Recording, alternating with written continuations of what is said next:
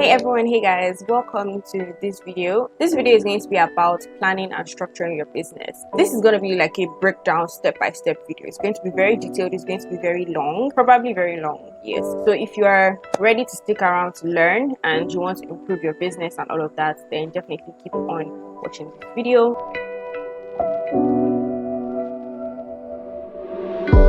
I want to first start with a story, right?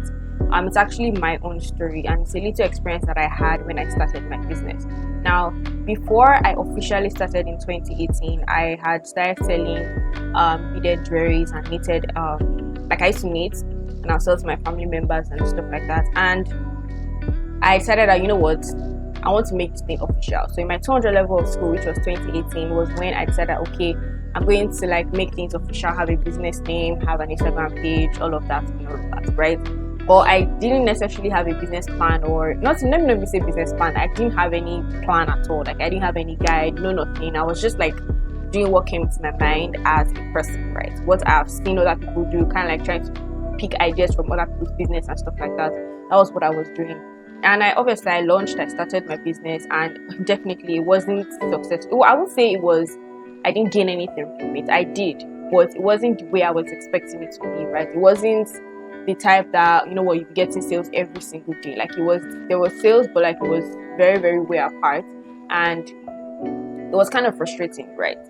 So at that time, I was like, you know what, let me just settle down and actually look at what business actually is and figure out like what exactly am I doing wrong? Why is it that what I'm, my business is not looking like the way other people do, like, at that time? And then I did my research and everything, and that was when I actually discovered like planning your business and doing business structures, business organizational hierarchy, how to run a team, managing a team, structuring your team. I just learned a whole lot, right? And I actually did like 3 months marathon, and I still have all the books where I jotted down and all that. I actually just recently opened them to read through them, and I was so excited, I was so happy, because it was like a stepping stone for me, right? But then, like, as time went on, obviously I kept learning and learning. This is 2020 that we're in right now, and I've been able to apply all the knowledge that I had gotten from that research I did, and like other experiences that I've had into my other businesses, which are actually doing better now. Cerafix, for example, has been doing very, very, very, very great, and I'm really, really happy about that. And I was able to start a tech company from the knowledge that I have. So, but then the key thing here is that I didn't plan when I started. But even if I didn't plan when I started, when I realized that there was a problem, I went back to the drawing board and I was able to restructure and kick off again, right? So I just wanted to say that, planning, if you don't plan at the beginning, there's nothing wrong with that. You can always restructure your business. It's not the end of the world. There's still a lot of years along the line that you can use to, work on your business and all that. So, but if you are starting and you're seeing this video, just chill, like take a chill pill, like. So I'm going to be using my business guide, that I currently worked on, I recently worked on, right? The ultimate guide. Now, some of you may have that guide already, some of you may not. So I'm going to be using that guide to explain to you guys the whole process of planning and structuring your business. Now, this is not a business plan. Business plans are stressful, and they are very time consuming, and they can be really, really frustrating to make a business plan. But then I created something that is very, very small, very compact, and like something that you can just easily fill up, right? That is like a mini version of your business plan. So when you decide that, okay, you want to settle down to draft your business plan or write your pitch deck or anything, or even make decisions in your business, you want to start, develop your team and all that, you already have all the information that you need inside this particular guide. So you just take up the guide and use it for whatever you want to use it for, right? So it's a fillable guide. It's a PDF fillable guide. So this video is going to be broken down into starting your business, running your business, and scaling your business, right? So now let's say we're starting a business, right? And we want to, obviously when you're starting a business, you're supposed to have your plan and structure in place, which we're going to use this guide to run through it. If you are running your business, right, the information that you already have down when you plan is what you're going to use to run your business. And then as time goes on, you go back to the plan, revisit your plan and make changes, right? Because your plan is not going to be the same forever. If you've planned to do something and you've done that thing, you move on to the next, right?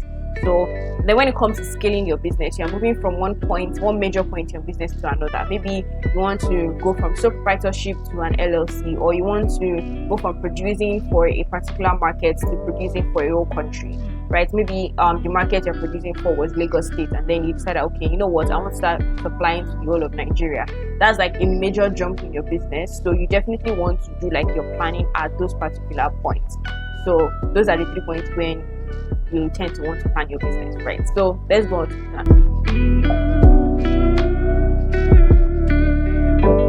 So the first thing that I have here is validating your business idea. Now, validating your business idea just means that you are taking your idea and taking it to different people, asking people's opinion on the idea. So let's say the idea that you have is to sell shoes. How many people actually even need shoes? Or maybe a particular type of shoe, maybe a shoe that can help you to float. How many people need shoes that help you to float? If people hear about, oh, this shoe can help me float, would they be excited about it? Is this something that they will drop their money for? So stuff like that. So what you do is take that idea, go to your friends and family, ask them their opinion, ask them if it's something that they need, and that will like help you to determine whether it's a good idea or not. So that's basically validating your idea.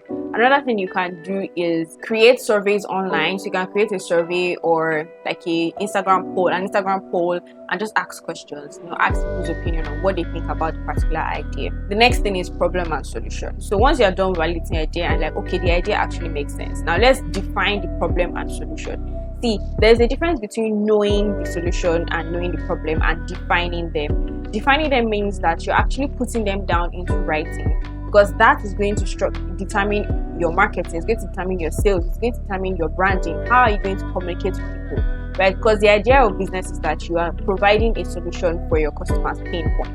So you actually have to define that pain point first, and then define the solution so you can better serve your customers to actually make sales. Then the next thing is finding your business name. Now, finding your name is very, very important. People just think, naming your business is just, my name is Shade, I'm going to call myself Shade by Shoes by Shade, and move on with that and all. No.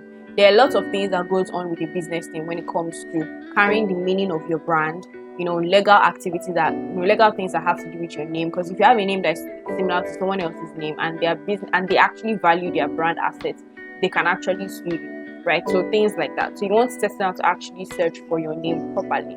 So go online on Google and see what already exists. So any name that you think of, any name that you have, you can add LLC to the back, LTD to the end of the name, and see if anything comes out. You can go through company registration services. So if you're in another country, you use your country's company registration website to search. In Nigeria, we have CAC search. So you can actually search for businesses on CAC, see if other people have a name that is similar to yours. And then also make sure that your names have vowel sounds inside, at least more than 2, because vowel sounds actually help with memorizing. Like when there are a lot of vowel sounds in a word, it's easier to memorize that word. So like Google is the U sound twice, right? So you can basically, it's easy to pronounce names, easy to remember the name because it's not difficult to pronounce. So the next thing is your internal brand. Now your internal brand is broken down into 2. So you have the parts where you talk about your vision, your mission, your purpose, your product. And then the other part when it comes to managing your team, how do you motivate your team? Your motivational speech to your team members. What are the things that you do in your team that helps to make your teammates, your team members happy, excited to work and all of that. So things like hanging out, going for retreats, to not talk about work, you're just going out to eat, things like that, just so that your team members can get along, right? Then you have vision, mission, purpose. Your vision is your future state, the future state of your business. Your mission is your vision in action. So what are the things that you're actually doing to achieve the vision, right? So those are the 2 major things when it comes to your internal brand. And then you also have things about managing your team and stuff like that.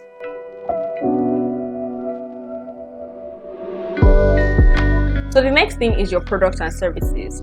We all know that, okay, yes, we want to make shoes, but then have you actually defined the kind of shoes that you want to make? Because now you already know the problem and the solution. So you you had an idea of selling shoes.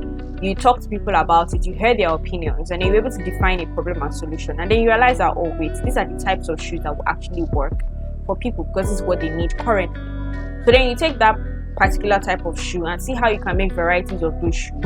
So you list down those products, right? If it's services, you list down the services, list every single thing out. And then you can also, write out more details on the product. So like what kind of, how is the production like, or production process like, and all of that. Just write maybe if it's simple, if it's easy to produce, or if it's something that would take a lot of funds or money to produce, just off the top of your head, so you can just write it there in brackets just so that you can have an idea, right?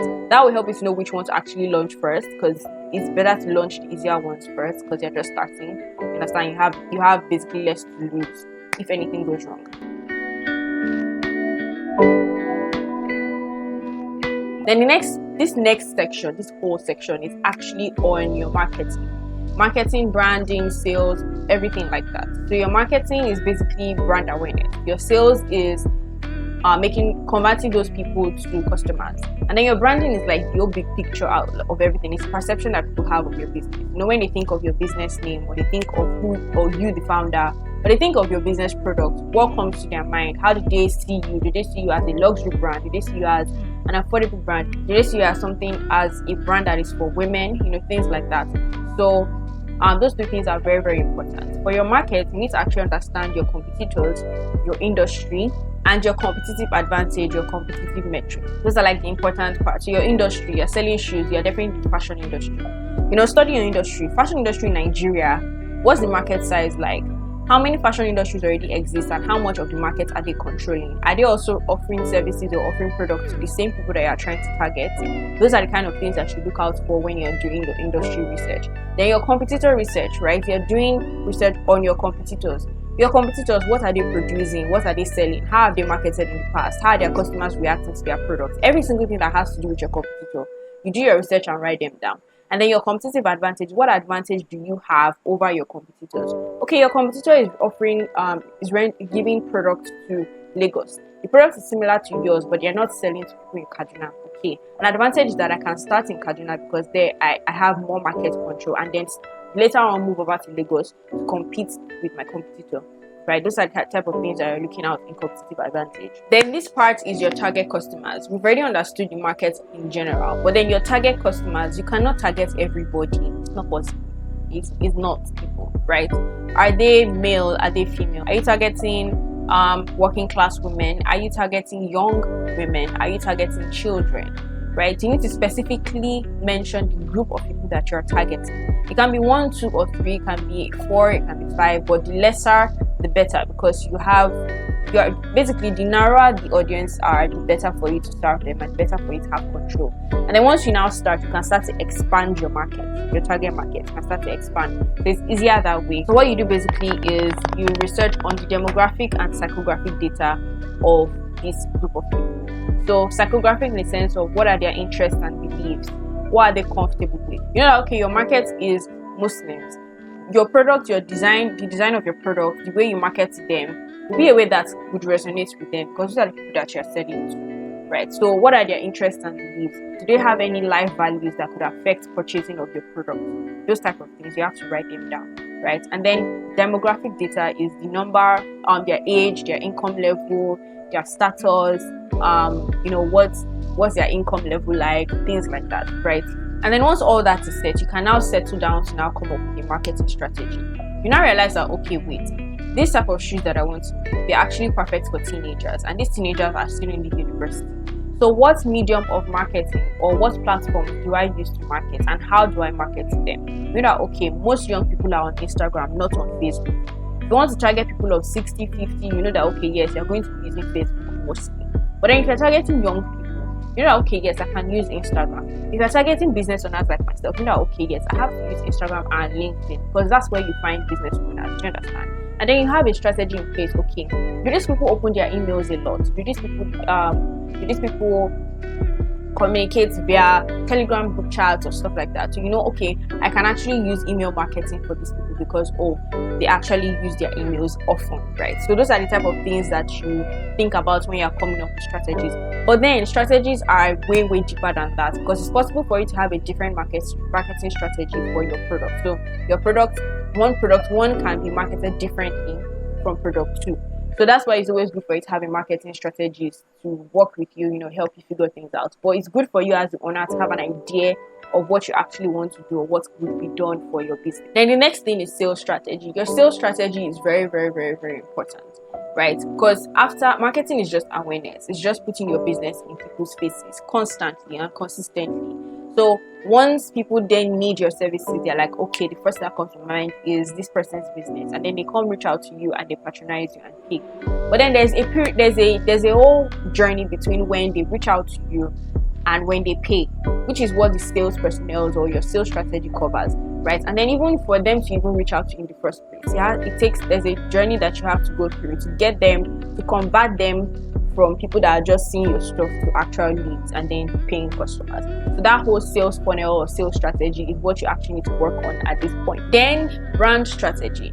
Now I put marketing strategy and sales. I said marketing strategy and sales strategy first because that's what most people know about.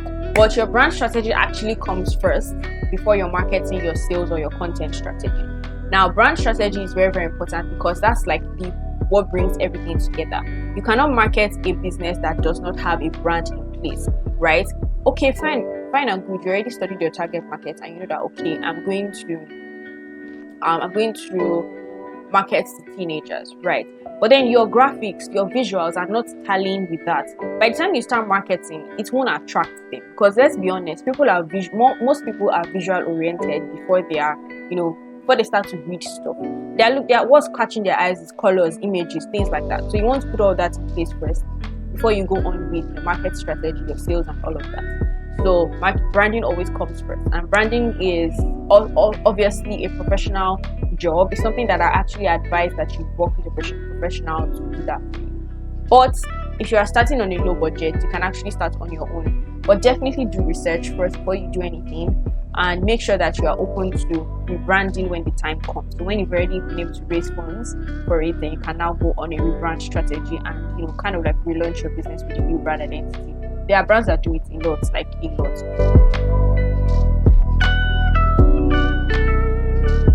Okay, so now we're going to the next section of the business planning process, which is your financial plan. Now your financial plan is different depending on the type of business that you have. So let's start with sole proprietorship. So for a sole proprietorship, what I always advise is focus on budgeting of your profits. When money comes in, how exactly do you spend it? The same way you budget for your personal finance, money that comes into you as salary, the same way you should budget for your business profits, right? It's just a guide, something to guide you on spending, right? So things like budgeting for investments, like investing in land or property for your business, things like budgeting for money that you later add to your business. So let's say it compiles in like 6 months, it compiles like 100k, then add it to your capital to increase your production rate, things like that. Those are kind of the things that you budget, from your profits, right? So that's what I usually advise people to do. So proprietorship is, and then also you pay yourself from the profit. So see it as your salary, your founder's salary. So you're paying yourself out of the profit for as salary. Now this also works for partnership and LLC. It doesn't mean it also works for partnership and LLC, but something is different between the sole proprietorship and partnership and LLC, and we'll soon get. Now the major difference between the three of them is that from the partnership, instead of you paying yourself salary, you're paying partners returns. So because you're not the only one, you're in partnership with someone else. So the partners return usually comes from the profit. So usually a certain percentage of profit that you share amongst yourself. But obviously you're not going to share all the 100% profit amongst yourself. No, because the business still needs to continue to run. So maybe you just set aside 50% to share amongst all the partners, and the remaining 50% goes to investments and money that goes back to capital or reserve. So things like that, you have to plan for that. But for LLC, it's a bit different because then what you're actually paying is dividend, and dividend is gotten at the end of the year based off of what was actually spent during the year. So that one is an account statement type thing. You actually need an account statement, and then that's where you calculate your dividend on. But then you can still have these guides to be able to know how you spend on a monthly basis. Do you understand? So those are like just the little difference that goes along with financial planning. But then financial planning is broad because under financial planning you also have financial forecasting or financial modeling, right? It's mostly done for limited liability companies, LLC. So you hardly see sole proprietorships or partnerships do that. So those are just things that you need to look out for, and depending on which one you fall under, that's how you plan your financials. The next thing is organizational structure and hierarchy. Now this is one thing that actually took most of the 3 months that I researched. It was basically setting up a team and how to structure your team properly. How many employees should you have? Who should you employ? How should you employ? Right. And I just decided to break them down into sole proprietorship, partnership, and LLC as well. because sole proprietorship is more of you're the only owner. So the business is actually seen as you, because under CAC, when you register your business as a business name, you're a sole proprietor, and the business is technically you. So the taxes you pay and all that stuff is like as if you are the one paying taxes and all of that, right? But it also affects your organizational structure, because in that sense, the business is a small business. It's not really that large. So maybe you just have one or two assistants that are helping you, but then it's definitely good for you to write down the position that they will occupy and how you plan to pay them. Are you paying salary? Are you paying wages, which is usually per hour? Or are you giving them percentage of profits? Whatever type of payment you want to use to pay them, write them down. The next one is a partnership. Partnership is a little bit different, because in the real sense of it, the partners are supposed to contribute into the business. So most of the times your partners are actually working in the business, so maybe they are assisting you or stuff like that. You guys are all together and you're working together in the business, right? But it's possible to have sleeping partners, so people that maybe they just drop money and like they're just gone and they just get their profits at the end of the month or at the end of the year, depending on the agreement that was made, right?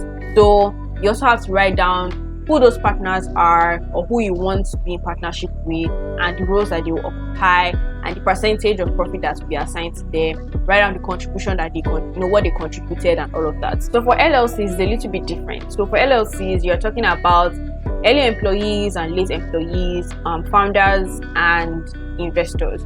Those are like the different people that are under LLCs, because what makes you a limited liability company means that you can give out shares. So there's a higher chance that you'll be seeking investors in that light. But then you can also give out shares and equity to your early employees, because they are most likely to be on your team when you don't have revenue, so you can't necessarily pay them. But if you have the money and capital to pay them, why not? You can try to pay them instead of giving them equity or stock options in the sense, right? So and then you as a founder, right, you also have to put your names down and all that. So all you have to do is just write the names of everybody, or if you have not gotten to yet, so you've not started there, just write the position. Okay, the first employee I'm going to have is going to be handling social media account. Second employee is going to be a developer. Third employee is going to be a mobile engineer, like that, and just write down the stock options you plan to give them or how you plan to pay them. Right? And then also for your founder and co-founder, how much equity are you guys sharing? Now the next thing is fundraising. Fundraising is something that you should actually plan towards, because different fundraising techniques actually require different steps and procedures. So you have examples of fundraising opportunities are grants. You have venture capitalist investment. You have angel investors investing in your company. You also have bootstrapping. Is also a kind of way to fund, because in essence what you're doing is you're taking maybe you have a monthly salary or something and you're just like putting it into business as time goes on, or everybody's kind of like working for free, just working together to build it. That's like bootstrapping stage. And there's also you starting a smaller business just to like gather money to like do what you actually want to do. There's so many ways to raise funds, honestly. You can also go to your friends and family and ask them, go and meet uncle and auntie, ask them for money, say, uncle, auntie, please, I want to start business, so I need like 300k, just help me drop small. And then they drop, and then you go to the next uncle and auntie, go to your grandparents, ask your boyfriend. By the time you compare everything, reach like 4 million, start fashion brand. You get. So there are different ways of fundraising, but then you need to figure out which one actually suits your business best. Now, I'm going to use myself as an example. I've never raised funds before, like investments and all, but I have experience in writing pitch decks and writing business plans, because I actually did learn that in school. So, when I started my tech company Flutter, I did my financial model and I realized that I actually need to raise funds. Now, if I didn't do that financial model planning thing, I wouldn't have known that I need to raise funds. I'll just continue bootstrapping. I'll probably get frustrated at some point and I just give up, right? But with that, I was able to know that, okay, for the type of business that I'm doing, I actually need to raise funds from investors, okay? But if I'm doing like a sole proprietorship business, I have a business that I'm the sole owner, which is therapy. I don't need to raise funds because it's just me. I don't even have equity to give out, first of all, because it's sole proprietorship. So, and the team is not really that large. It's not something that requires me to raise funds. Like if I get like 30 million M for service now, there's really nothing that I want to use it for, or I need to use it for, except for marketing, which does not require me to like get 30M. I can do marketing with a million naira or 500k or 100k. Do you understand? So what type of business are you, or what kind of products are you giving out? What kind of services are you rendering? That would determine the kind of fundraising techniques that you would use. And then again, how much do you need? Because that's very, very important. I would say for an LLC, you should definitely work with a financial model, so that way you know how much to actually need. I'll probably do some videos in time to come on financial modeling and things like that when I have like more experience in it, because I've only done it once for Flutter, and I actually watched a lot of videos, and there's a particular guide that I used. But when I'm more comfortable with sharing, I'll obviously do some more sharing on it. But financial models are very, very important because it kind of breaks down every single thing. Like, it's like saying your account statement, but you're forecasting it. Do you understand? An account statement or financial statements are actually very, very detailed. Your balance sheet, your cost of goods sold, your SG&As, your cash flow statement, your income statement, stuff like that. Those things are actually very, very important when it comes to financial modeling and knowing how much you actually need to raise, right? But then if you're like a partnership or a sole proprietorship, you can just write a list of all the things that you need to produce your product. How much you need for marketing, how much you need for branding, like all these things I've talked about, right? How much is going to cost you to set up those things. Just write them down, write the price, total it, add some extra miscellaneous, and you're good to go. Start raising your funds, whether it's grant you want to look for, ask your parents and family, or friends and family, stuff like that, right? But you can always put them down just so that you have an idea and you don't forget, and have like a clear direction, okay, this is where the money is actually going to go to. So when you even get the money, you don't go and spend it on beans and gari. You understand? So the last part is your legal structure. Now, this is like a very, very important part. I won't say it's the most important because there are other important parts, but this is like one of the important parts of your business structure or business guide planning thingy, right? And I actually learned this one, like, okay, there's a story. Let me just tell you guys a story. So after I had done like research on like business planning and structure, and at that time I had come up with like a 3-page document, just like a rough document and all, just having like the plans I had. I kind of like defined it into my marketing brand and all of that. And then I was so excited because like I had found this big gem. Like, I'm like, I had this problem, I was able to find solution. Like, I was really motivated. I was like, let me share to this friend of mine, like someone that's very, very close to me. And I was like, do you want to see the business plan and everything? I was like, yeah. So I really printed it out. I was going to give him, and I was like, so you're just going to give me your business plan like that? No non-disclosure agreement, no nothing. Because normally in a business plan, you actually have a non-disclosure agreement as the first page of the business plan. So the person is supposed to actually sign in for opening the document, right? So, but I just drafted my 3-page plan. I just went to meet him. My name was like that I should go and write a non-disclosure agreement and come back to meet him and give him the document. Then he will now look at it. And that was when I kind of like realized that legal stuff is actually very, very important. Because see, there are wicked people in this world. Let's be honest. Like there are people that are just out to just destroy you. They just want to frustrate your life. That's just how people are. Some people, I would say. So take the legalities of your business seriously. From registering your business to having contracts for your employees, having contracts to your investors. Make sure you have non-disclosure agreements to people that are coming on board your team. It's important. When you onboard a new member, give them non-disclosure agreement, so they're not going to open their mouths and think that they can just be telling your competitors what you are doing inside your business. No.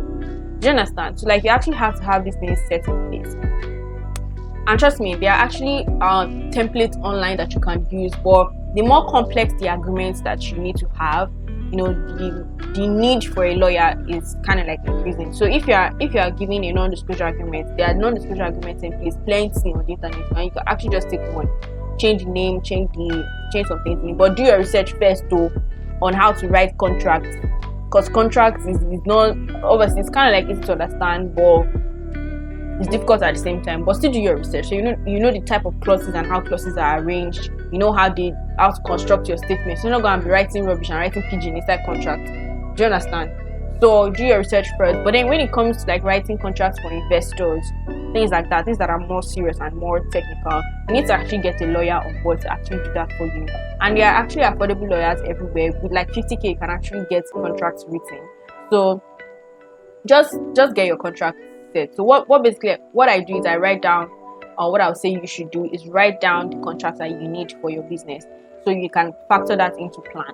Okay, maybe I'm going to get an investor at a point, so I will need to get contracts for investment agreement, and it's going to cost me 60k. So I'm going to write down 60k, investor agreement, like that. Write it out, just write it there. So that's basically everything that I have for you today on planning and structuring your business. It was kind of like a run through everything, but I hope it's something that helps you. And if you want it to be very easy for you to practice what I just said, right, I have a I call it the ultimate business guide, and it's something that is actually going live soon, or it should have gone live by now, or some of you may actually have it and you're watching this video from the package, because this video is also going to be one of the videos in the package, like what you get. So you can click the link below this video, or anywhere around this video, description, caption, anywhere you're seeing this video, just click the link and get your copy or join the waitlist whatever time you're seeing the video. If you're seeing it after June, it's probably already live, so you can always get it by clicking the link, or if it's not yet live, join the waitlist or pre-order, anyone. So the guide basically just gives you like everything I just said, but like more details, because you know I was typing, so it's kind of like easy for me to like say a lot. I don't want this video, it's already like almost 1 hour long, so it's kind of like best for me to just let you guys get the guide and read, answer, and fill the guide, right? So, and inside the guide there are resources. The resource section in the guide is actually filled with discounts and services that other entrepreneurs offer to you. So I actually have a brand strategy, brand agency, obviously my branding agency. I have a product photographer here, a legal firm here.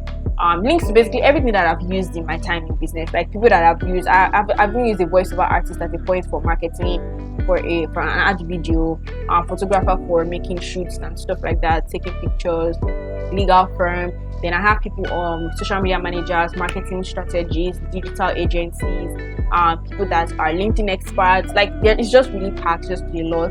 And then I even put resources, links to like digital banks I use or payment services I use. There's also a section for tips on being an healthy entrepreneur, and productive entrepreneur, because productivity is actually very important. And then I have links to like apps that I use, softwares that I use to make my work easier, you know, software that I actually use to develop a business plan. So after using this guide, you can actually use that business plan software to develop it whenever you need, you know. And then I have links to like other offers I have for you that can help you to, you know, grow your business and all of that. So this guide is actually very packed. It's 63 pages, probably 64, because I feel like I'm going to add some things to it. But yeah, but whatever you're seeing, it's going to be above 60 pages short. I'm just 60 pages plus. So you guys should get it. Basically, you need it. It's in the description. Or if you already have it, fill up the guide, and I would love to see your feedback and see what you have done with it and how it has improved your business, how it has helped you to see clearly and, you know, see the future state of your business. Thank you so much for watching this video to the end. Rewatch it and rewatch it. You can always watch it over and over again to get clarity on some things, and feel free to ask me questions on my Instagram, send me an email, anywhere, I'll reply you. Yeah, bye.